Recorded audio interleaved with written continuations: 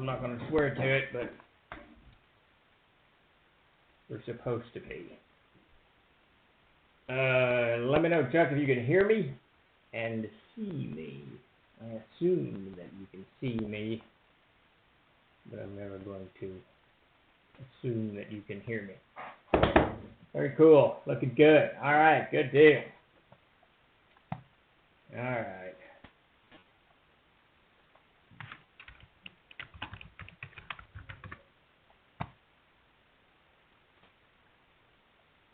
Okay. How's it going, Epi?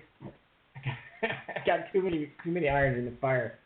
We are trying to update the Kickstarter, the Castle Keeper's Guide Kickstarter, with some pictures that have some illustrations or some information on them, so people can see what we're talking about, the direction that we're going to take this project in the near future. Tackling that mess. Good, you can hear me. Excellent. Hear and see. All things good. All right. I think Tim got called away on a phone call almost immediately, and I think Chuck's here handling things. It's telling me that my desktop audio is turned off, but you said you can hear me, so I assume all is good. I figured you were, Chuck. I know you carried some heavy lifting for GaryCon, for the virtual GaryCon this past weekend. Good job there. You troll-lorded yourself out all over the place. Which I don't know if that's a good thing or not.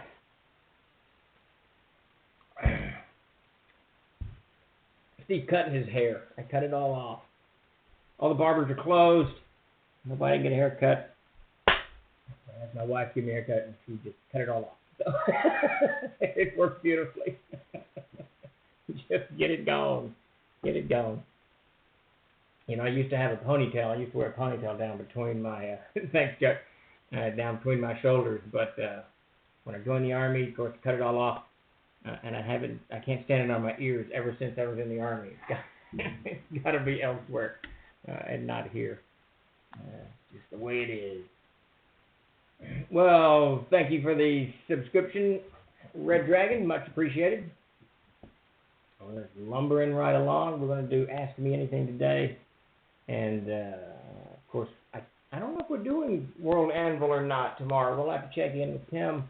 Things are all kind of up in the air with the country shut down and supply channels all goofed up and people running amok and all kinds of stuff. It was my wife.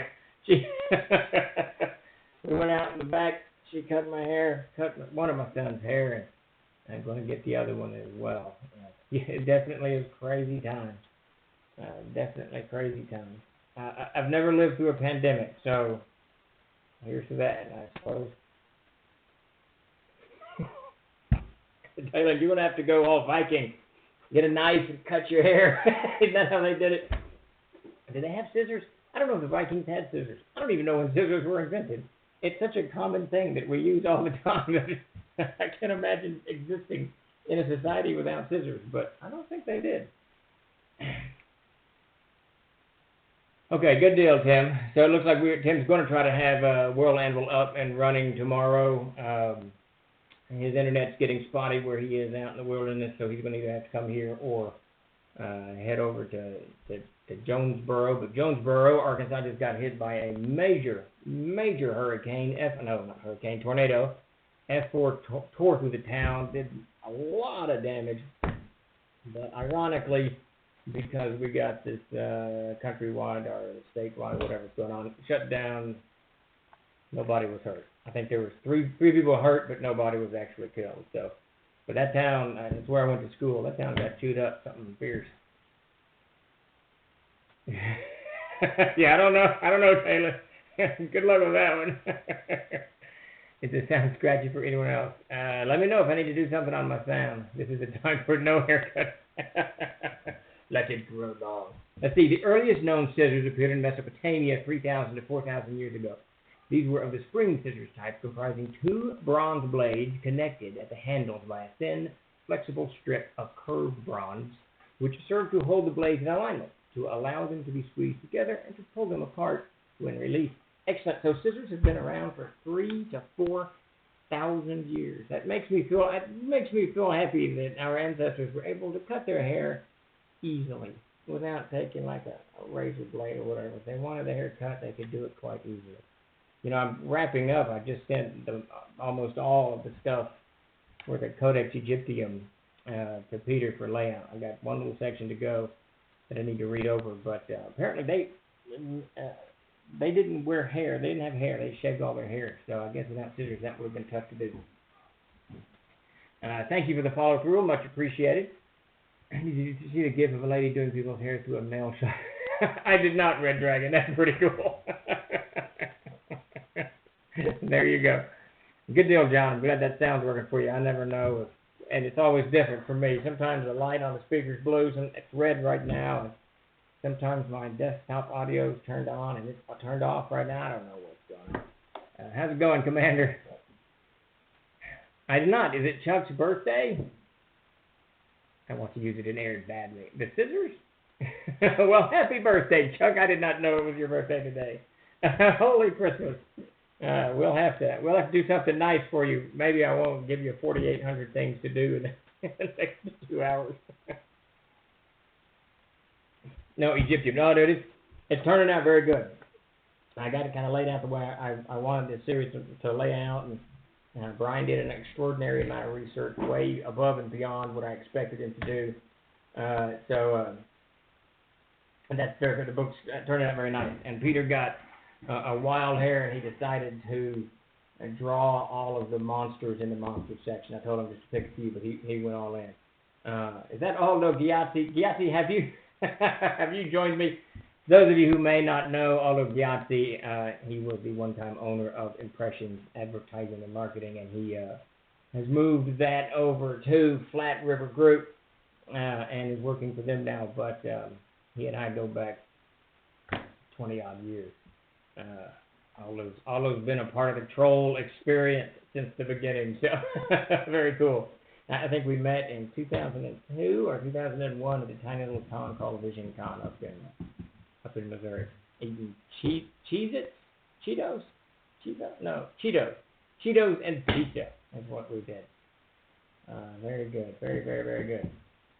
Well, as many of you may or may not know, this is Tuesday afternoon, 4 o'clock. It's the Ask Me Anything show. So if you have a question, shoot it out. Let us, and it really can be about anything. I'll field just about any question you throw at me, whether I know the answer or not. Just hit me up. Whether it's industry related or Troll Lord related or whatever I've heard on the scuttlebutt here and there, let me know. Fire your questions over and. Wait a minute. All those hollering at me. Hold on, you have to.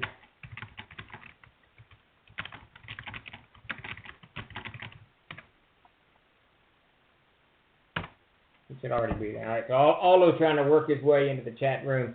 He will figure it out. He's a smart feller out from California. Did a whole lot of work with Aldo for many years. Still do, actually. He still distributes all of Trolling stuff to bookstores and all that goobly-goo. Why do people order fully cooked T-bones? I don't know. I'm not a huge T-bone fan. I like T-bone, but New York strip is my favorite, followed by the ribeye. Well, I'm not sure.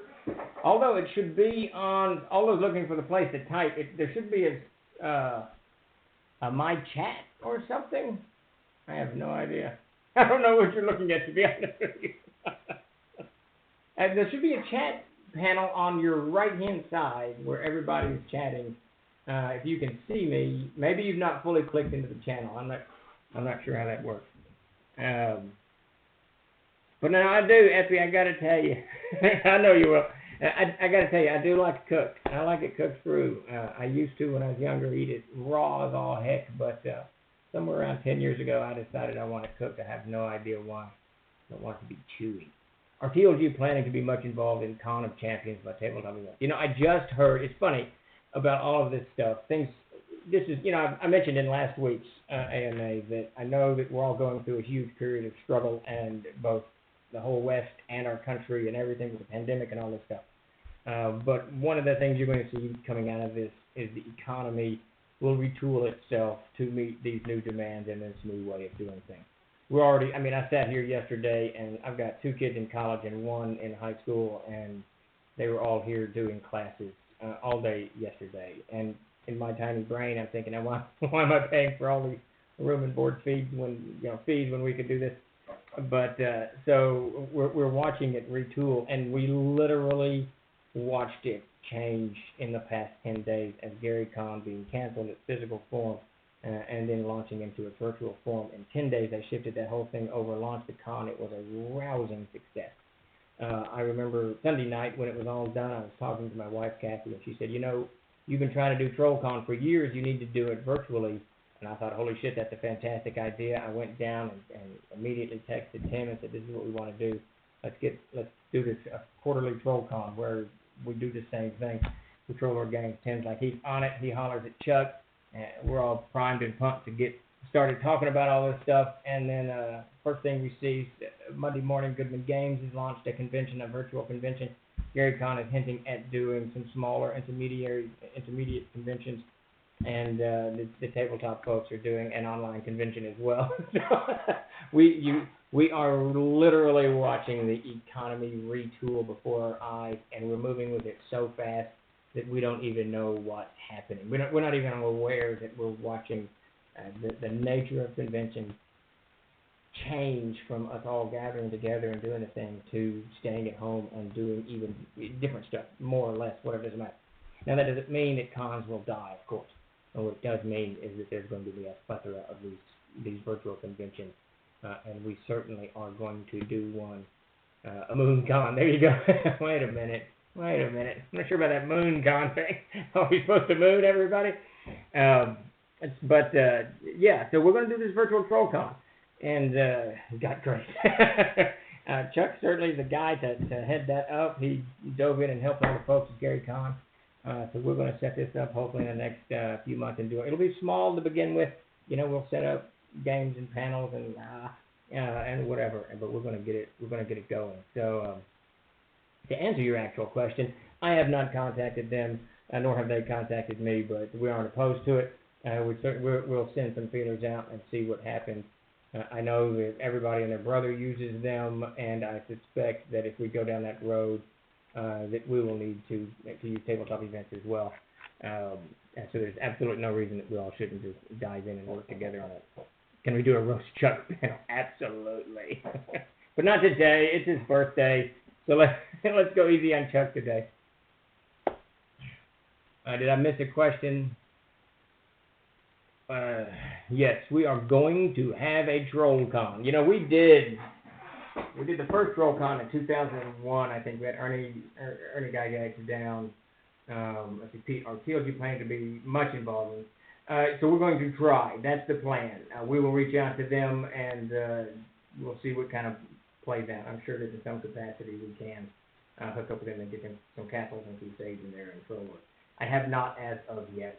I think I literally just heard about that yesterday, and my noodle plate has been all focused on Codex Egyptium. I promised that to the backers on Friday, and it is now Tuesday, and it's still not done, and I've got but one appendix left that I need to read over and get to Peter so he can lay it out. He's laid out. I mean, I'm throwing the chapters at him, and he's laying it out as we go, but I haven't told Steve, but tomorrow we'll be announcing an official involvement in PE teaching. Well, there you go. That answers that question. Yes, we will be officially involved in the Tabletop Events Champion VTT Con, which is very cool. Yeah, no one's been feeding me any information, and I've not been asking anyone information until I can get this Codex Egyptium done to the point that it's ready to be laid out and off to backers. So that's my primary focus, and everyone has been allowing me to do that. That said, I think you all should check Facebook after the feed. I'm going to upload some pictures. We had, in the midst of all of that, yesterday, the truck came in carrying Amazing Adventures 5e and the reprint of Storyteller's Dictionary, and it was raining, and the lift gate broke, so Todd and I had to unload 4 pallets of books, boxes of books in the rain. It was quite an entertaining day. We call it a trollable. A carnival of trolls is what it is. Ask him anything. There you go. How is the Rogues Gallery Kickstarter coming along? So, let's see. Davis was just talking to me a minute ago.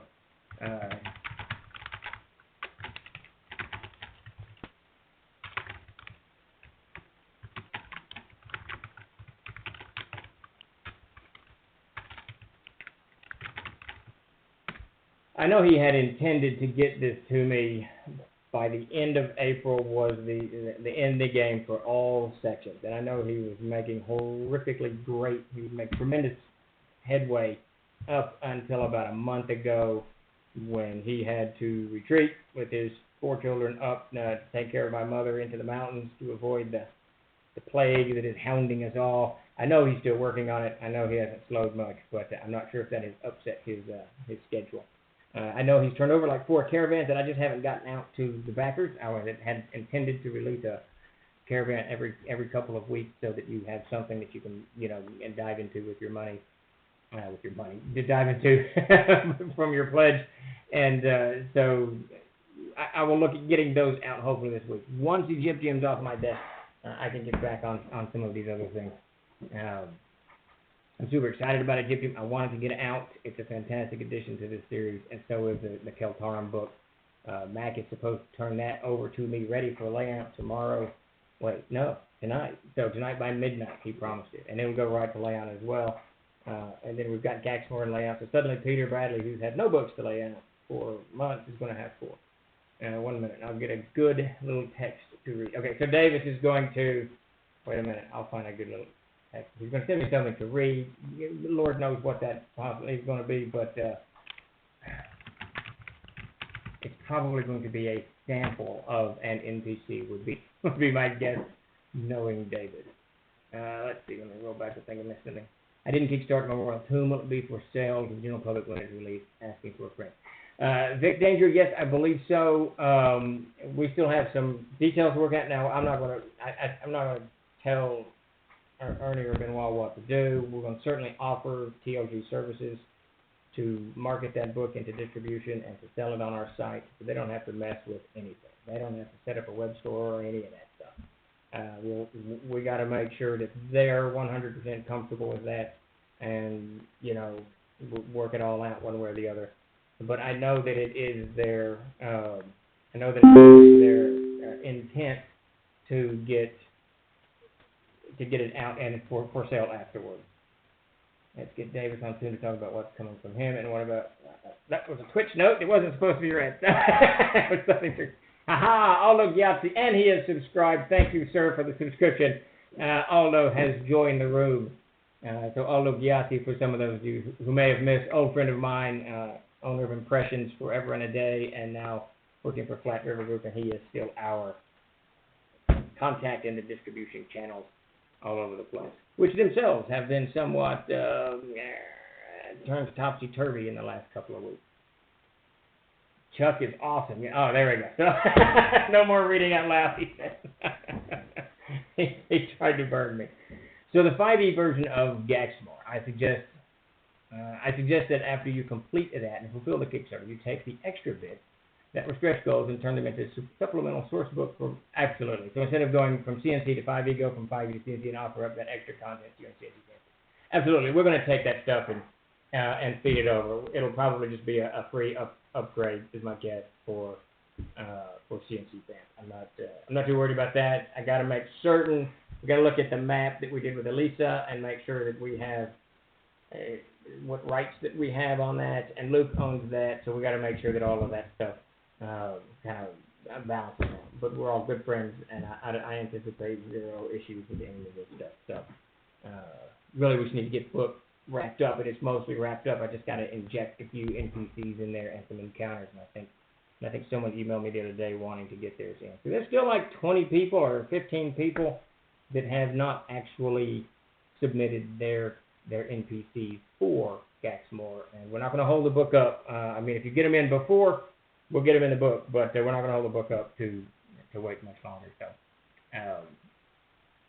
but yeah, absolutely, we're going to spread the love of that. All right. So, real quick, if you have not already, please give us a follow. We sure appreciate it. Spread the word and let your friends know. But Troll TV, Twitch, Troll on the Twitch. I don't know what this is called. Why are we not talking about Dr. Pepper? You know what, Aldo? That's a good idea. And I have a fridge right here next to my desk, in which I keep my trusty Dr. Peppers. It sounded like heaven. It literally is like heaven. I think that when you cross over into the Elysium Fields and you push the gate open, you know the old Gladiator movie when not Rock Hudson. Who was in Gladiator? Christian Bale? No. He's the I love him. He's the actor from Australia. Russell Crowe, right? Is it Russell Crowe? Russell Crowe from Gladiator. Yes, Russell Crowe. There you go. When he pushes at the end, after I'm giving a spoiler away, but as he pushes the gate open to Elysium, he sees those amber fields of grain and all of that stuff. Wait, I think that's from our national anthem. But anyway, he sees fields of grain. They should have that sound when they open the door. You know, the Dr. Pepper. That would be great. That would be the way to do it. Mountain Dew for the win. Yeah, he doesn't game with me anymore. Chuck Sifford, Charlie Sifford, he gamed with me for years and years and years and years and years. And Mountain Dew was his drink, without a doubt. But it's good. It's so very, very good. I actually had a picture. My daughter took a picture of me in Monticello, Arkansas, on the sidewalk. I'm relatively certain the very spot where I had my first drink of Dr. Pepper back in the 1970s. It was awesome. I'll dig that up at some point and throw it out there. We have a new Discord server. Come hang out and enjoy free Dr. Pepper. Not really. There you go. Yeah, okay, so I think I answered John's about the CNC stuff. If you have any other questions about Troll Lord or the industry in general or whatever it is that's interesting, you give me a shout. And I will do my best to answer it. In the meantime, as we lumber on through the Ask Me Anything, I will dive into some of the stuff that we are working on around here. First, let me say, Virtual GaryCon went on. Chuck, we still don't have my thing, the glare glasses. You promised me next week.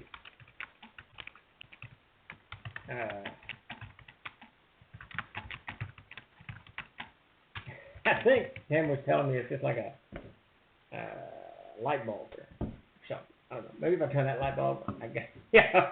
Well, send me a link. Let me buy it. Let me get it in the mail. And if Amazon's even shipping anything, or whoever owns these stuff is actually shipping stuff, I know. Bizarrely, and I think I mentioned this last week, but bizarrely, we have received an order from Amazon every week for the past 15, 20 years, whatever, however long we've been with the Amazon Advantage program, until we got one yesterday, but 2 weeks were skipped, and both of the previous 2 weeks because of the pandemic, as they're trying to get medical supplies and hand sanitizer and face masks and all that stuff to wherever they need to go. I know that was one of their main things. They are, but slowly. All right, well, good deal. So we'll get whatever we need to do for this glare mess. It's driving me crazy, and everything's blurry. Like I told Bill Webb back at Gamehole, this apocalypse better hurry up. I won't be able to see anything to shoot it if my vision continues to fade. But there you go. All right. Okay, question for you guys. How do you make up good racial and sub-racial names for races in your own language? You mean, what are you talking about, in English or in native tongues, like if you're speaking German or what have you? I think really what I do, I got the book, Gary Gygax's book of names, and I think what I use the most for names is the Old English section. It's just got tons and tons of stuff in it. That just a cool name all over the place, and that sounds good. We might call them CLs, but what do CLs call themselves? You know, that's very interesting. You should say that. One of the things that I find a little bit interesting is how everyone is so amazed at when they're studying Native American history, the Sioux name for themselves, and that's really the Sioux. That is not the name for themselves. I believe that was a Flathead name or Foxenstock name for them, enemy or snake in the grass or something. The Sioux are actually the Lakota, the Dakota, and the Nakota, and most of their names boil down to the people. So the Apaches call themselves the people, the Cheyenne call themselves the people, and so on down the line. They just had different words for it. So, so certainly, really what it boils down to is most sentient creatures they refer to themselves as the group or band that they are, and people happens to be the word for us. I would, if you can get a hold of it, and I think if you're talking about dwarves or sea elves or whatever, it's really going to be the same thing.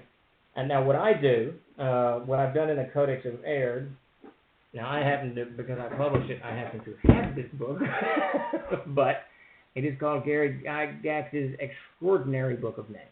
Now, this is an extraordinary book because the way it's organized. There's other books of names. You can get baby books, you can get all kinds of stuff.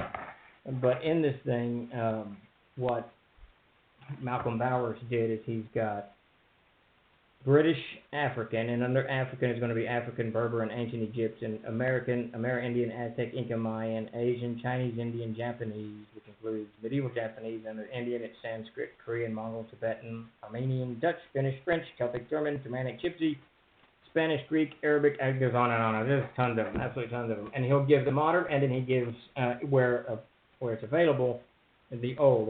Just to let you know, it's Anglo-Saxon, Cornish, English, medieval English, Scottish, Irish, Gaelic, Welsh, a whole lot of nationalities in here.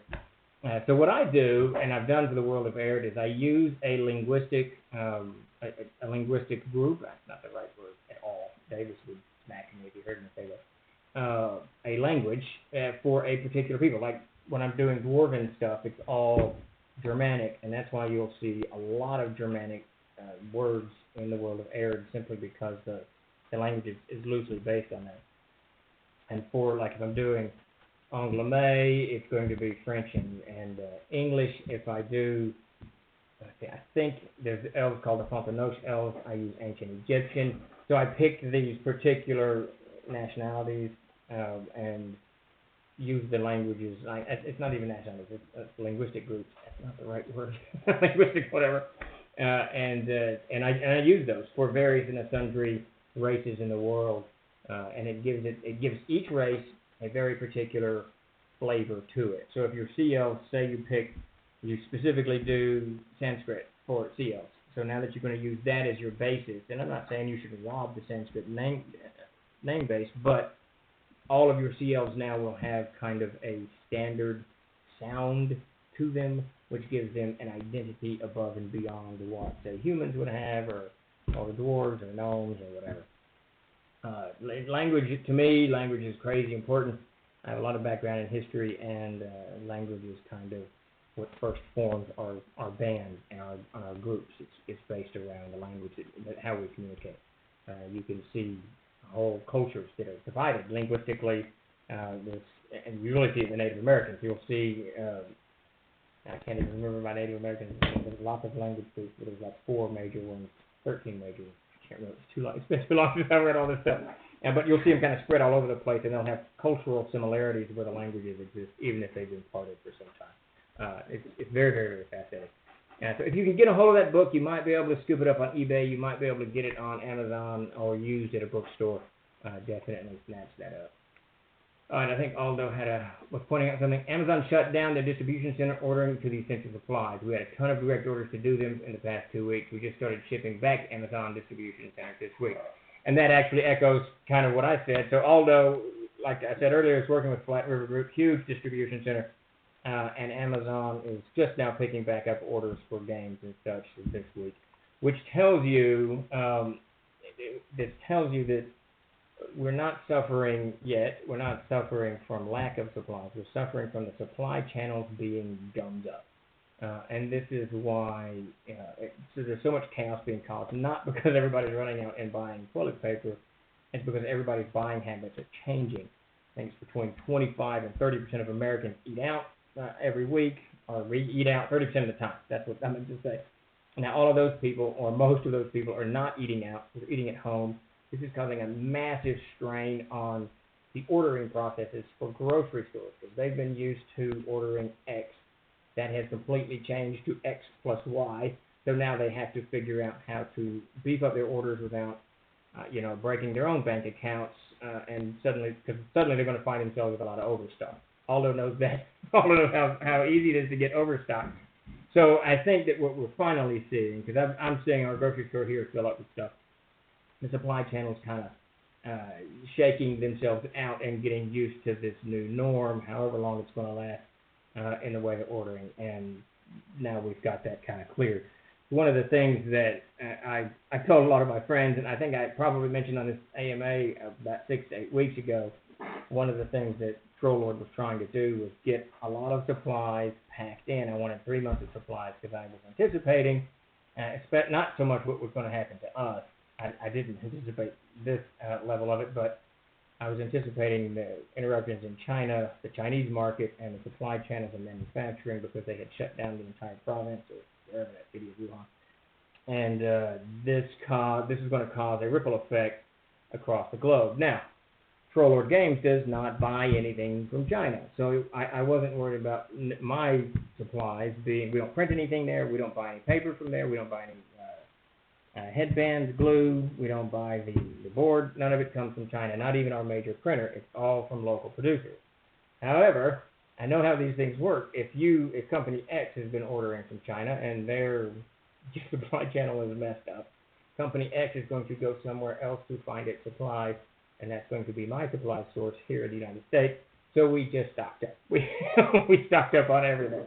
I had about 3 or 4 months supply easily of paper, glue, a board, and all that stuff. Yeah, okay, that rings true. We heard that they just kind of loosened it. So Aldo telling us that China has opened up in the past week to shipping out games for publishers in the U.S. So a lot of publishers, both for board games and role-playing games, have seen just nothing shipping for months. They've had their product tied up, which is not good for the companies. It's not good for their bottom line, and it's not good for you guys who have ordered it. But that appears to be loosening up. We'll see ships rolling in. Now, the other side to this, and I would take all those notes with a bit of caution, the U.S. is going to have to accept those ships in. I don't know where we are on closing port facilities and closing manufactured goods coming into the state. I don't know if they've stopped that or what they're doing. I doubt it. I don't think there's a huge amount of evidence for the virus lingering on packages for a month, but I know it's anecdotally there's some mess out there, but so we'll see. We'll see if the shipping facilities open up. The nice thing is, for those of you all who buy TROLLZAH products and Castles and Crusades and our 5th edition line and Amazing Adventures and Victorious, none of that will have an impact on us. Everything we buy is here in the United States. Everything is manufactured here in the United States, so it's just business as usual. And I've got everything stocked up, so we're good. There's fear that the virus lingers on packages. Yeah, I know. There's so much crazy information out there, and so much of it is bad information given to us by a press corps that is, let's just face it, they're not terribly educated people, and I just don't see many virologists being interviewed in these things. And I see one report says it can survive on a metal surface for 2 weeks, and another's got it surviving for a month. Now it's airborne. Nobody knows. They're figuring it out. I see. One of my friends at the dice company said the shipments are slowly starting to be shipped. Well, that's good, Grumbleskin. That's really good. Because I know that, I run a small publishing company, and it can be really tough if a major release of yours gets hung up. It's one of the many reasons that I actually don't use overseas producers. Because I just, being versed in history, I know how very, very easy these channels get interrupted and tariffs get slapped on and whatever it is. There's so many things that can factor into transoceanic traffic that it's a lot of factors. I like to keep it at home. I keep everything at home. I'm kind of a big fan of farmers markets in just Arkansas, and it's not Arkansas regionally. It's not regionally the United States. It's not the United States. It's Canada and Mexico. It's not Canada and Mexico. Our friends over in Europe and all that. So. We are definitely in Arkansas. I think we're the only Although can confirm we might be the only game company in the southern part of the country, which is awesome. Developing your game, how do you avoid rules bloat, particularly as your line has accumulated supplements? Well, Perry, one of the things that we, Holy Christmas, you're from Fort Smith. Awesome. That's fantastic. Fellow Arkansas. Barry, one of the things, because I hate rules, so it's kind of easy for me to do, and they do slip in sometimes, like I've noticed with the Codex Mythology series, there's more rules than I had ever intended to come in. So that's one of the things we're getting rid of as we kind of reform or redo each of those books. And that's one reason that I got in the Codex Egyptium, is to make certain that no rules were put in there, because I don't want anything changed. Because your rules bloat is a serious thing, and it can cause, it just slow the game down, take away the fun that a lot of people are having. It's just, I don't like it. So I actually look for it and cut it all the time. And anything, we've got a pretty serious, commitment to everybody who plays Castles and Crusades to not expand the game in that direction, not make tons of things rules. That said, what we've done in the Castle Keeper's Guide is we put a bunch of optional rules in there, and that's really where, if we have rules bloat, that's where it's going to end up. We just keep jamming it in there, and we just make certain that everybody knows it's optional. That's the key to it. If you pick up that TKG, it's just tons and tons of stuff in there, but you don't use it if you don't want it. If you find that you like it, use it. And the only other place that we added rules was the Adventurer's Backpack.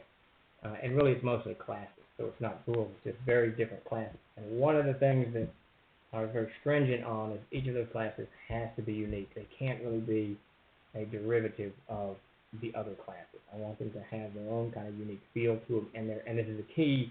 When Mac and Davis created TNC, the classes had to be based on a stereotype.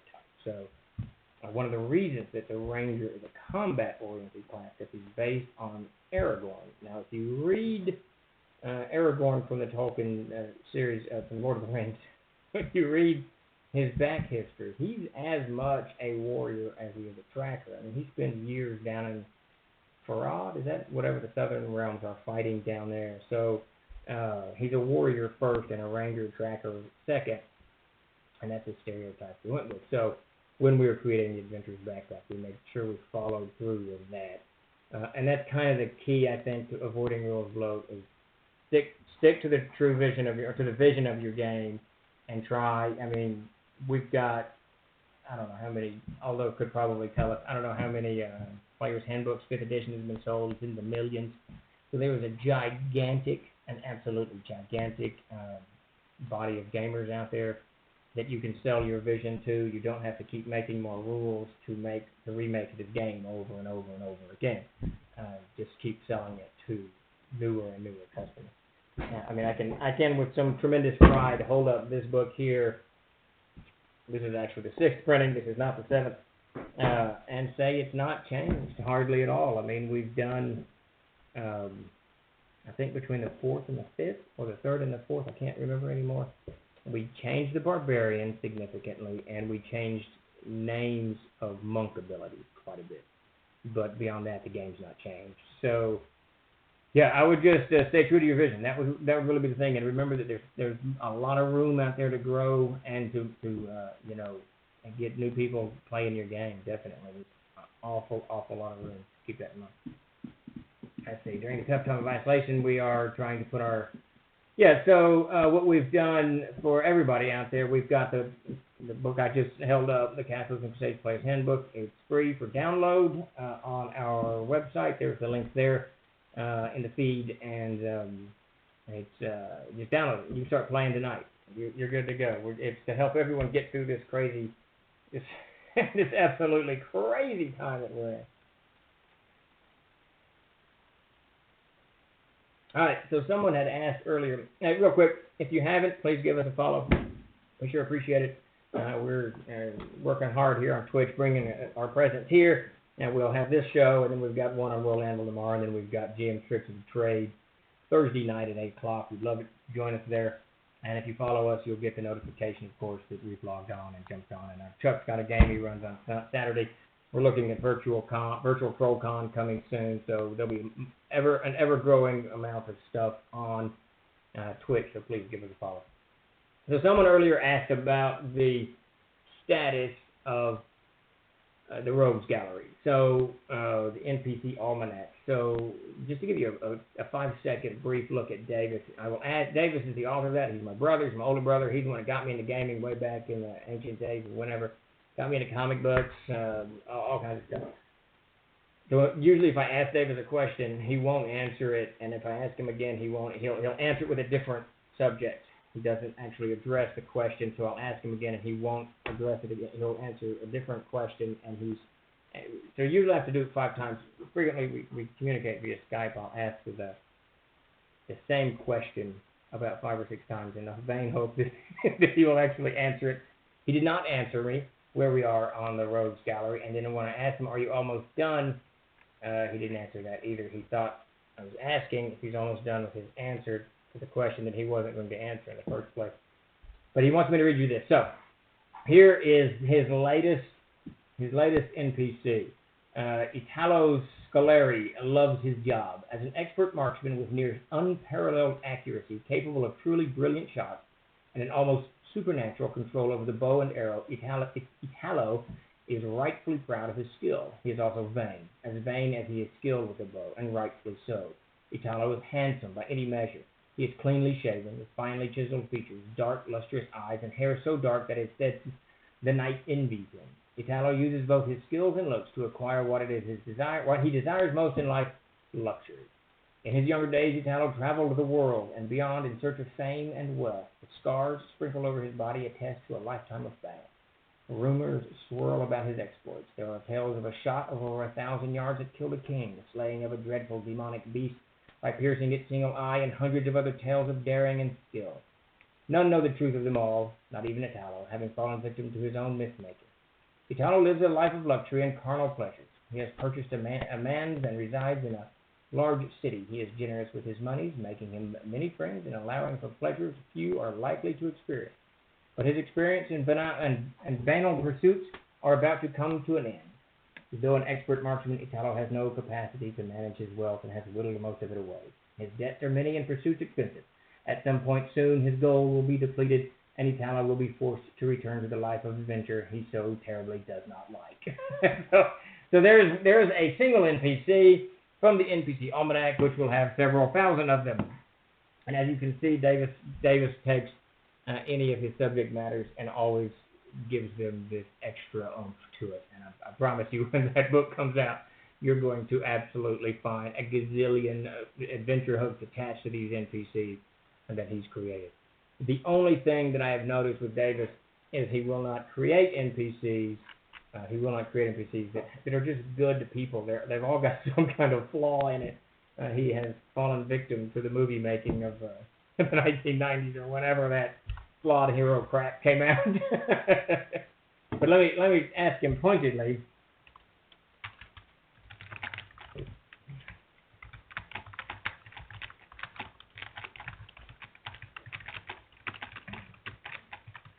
All right. If he's still there, he may have wandered off. Who knows? Like I said, he's up in the mountains doing the thing. If you have not already, please give us a follow. We sure do appreciate it. We've got a few more minutes. If you have any questions about anything we're doing or any of our projects or anything else, please post it in the feed, and I'll do my best to answer it as I can. Holy Carolina. Oh yeah, so I guess I can spend this time to plug a few stuff. So we got World Anvil. We're going live with it. You can already go on there and see everything that's on there. We're gonna kind of set the subscription stuff up soon. We don't really know when yet, but World Anvil will be up and running for all consumption very, very soon. Where the heck does Dave live now? Thailand, Malaysia? He had to retreat from Thailand, sad to say. He loves that country so very, very much. But he's back in the mountains now, watching over the kids and my mother, as our mother, I suppose, as we all kind of weave our way through whatever mess that life has hurled at us this month. That we will no doubt get through. I have zero doubt that we will get through this stuff as we always do.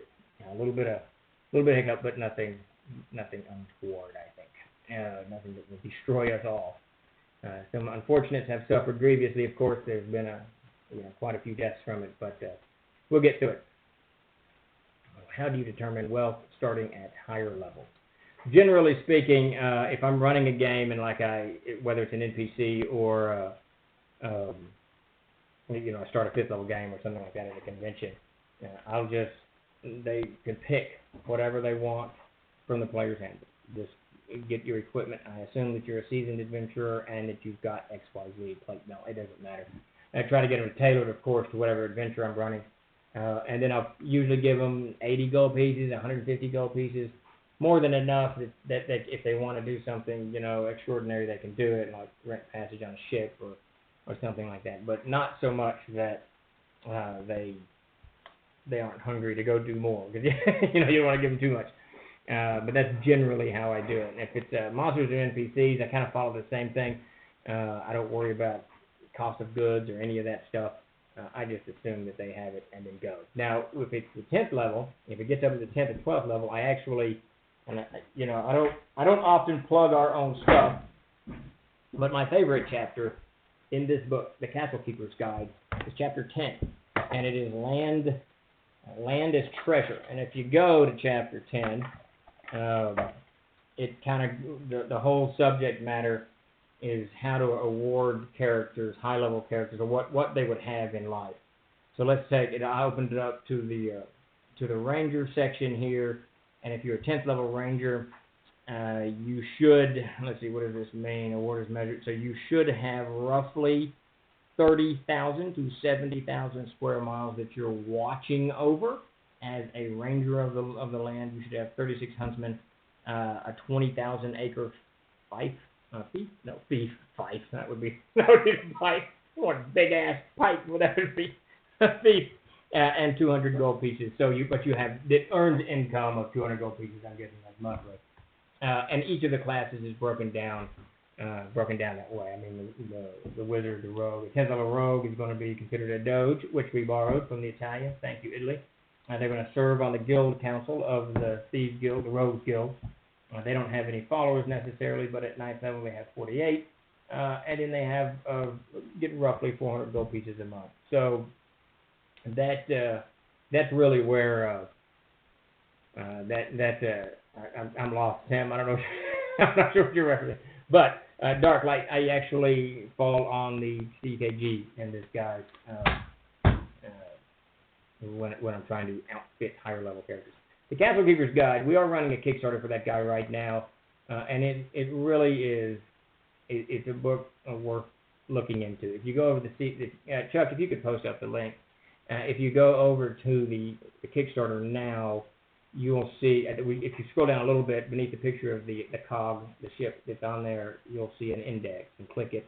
Oh, it'll open a PDF up for you, so you can see all kinds of just the stuff that's in there. And that index really needs to be expanded. It doesn't do 100% justice to the book, but you'll see I think it's an 8-page index and just filled with all kinds of stuff that you can use to flesh out your game. Now, it's written for Castles and Crusades, but I would say a good half of it, if not 3/4 of it, is system neutral. That chapter 10 is completely system neutral. There's no rules in it, right? It's just a guideline on what you can give classes as they gain levels, and that's how I would do that. On magic items, I would probably fall under the M&T. I usually, generally, I spitball that stuff, and if they're under 10th level, I'll give them, say, 1 to 3rd level, they don't get any magic items. 4th to 7th, which is about mid-level, maybe 8, they're going to get 1 or 2, 1 pretty stout one, 2 that are light. And so like I'll do, you can have a +3 sword, or you can have a +1 dagger and a +2 shield, or 1 item that's extraordinary, like a ring of feather falling or something like that. Above 7th level, it's usually 2 or 3, and when you get up into that zone, it's a few more. And if it gets kind of dicey and you don't like it, I would take the Monsters and Treasures and just see. It's going to have levels from 1 to 18. Say it's a 9th level. Let me pull that thing out. If it's a 9th level NPC or character, I wouldn't recommend that you roll. It gives you a percentage to roll. There's no reason to do that, but you just let's see. So if I'm a 9th level, they're going to have one. Well, they're going to have 1 to 3, and I would say give them 3 magic items, and then I'd roll those magic items. That's how I would do that. But I wouldn't. What I meant by don't roll there's a percentage chance that they have them. I would just assume that they do have them. Blah blah blah blah. But yeah, definitely on that. 1 to 3, no. 4 to 7th or 8th, 1 to 2 magic items, depending and above that. Roll it or give them 3 or 4 or something like that. 𝚃𝚘𝚕𝚕 is saying end of June for the NPC Almanac. It will be all on my desk. I know he has been interrupted, and his writing schedule was kind of tipped over, but there you go. He has said end of June. All right, so he says he has to. I don't know. It has to be done by the end of June. I don't know why. Something is happening. Maybe he's going back to Thailand. I'm not sure. So I think there's travel restrictions all the heck over the place that I can't speak to. Sweet, baby Jesus, that's good. So real quick, tomorrow, please give us a follow if you haven't. We'll be back here with another AMA next Tuesday at 4. And we'll do something about this glare by then. And tomorrow there'll be World Anvil at 1 o'clock in the afternoon. And then on a Thursday, we'll do GM's Tricks of the Trade at 8 p.m. Thursday night. So definitely hop in.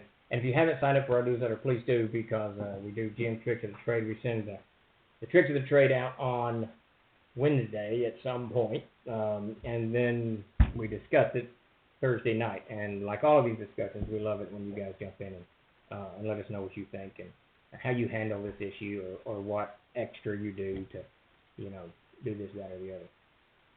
No problem, Darklight. I hope that was somewhat helpful to you. We're about ready to wind up. If anyone has any questions, give us a shout. Please check out the Kickstarter and trying to tell me something. Okay, so we're going to wind down here in a minute. Hold on.